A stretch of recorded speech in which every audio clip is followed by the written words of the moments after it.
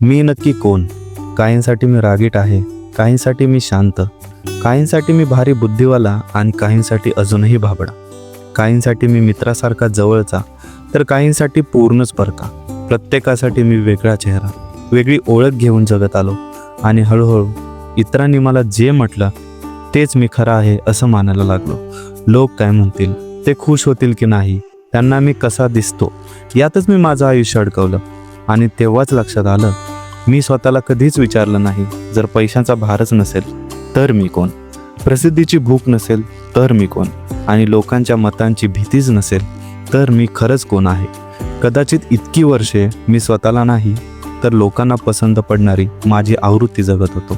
पण आता हळूहळू समजतंय, जगासाठी मी काहीही असू शकतो, पण स्वतःसाठी उत्तर फक्त मीच शोधू शकतो. आणि कदाचित हीच प्रवासाची खरी सुरुवात आहे. जेव्हा कुणीही माझ्याकडे पाहत नाही, तेव्हा मी कोण असतो.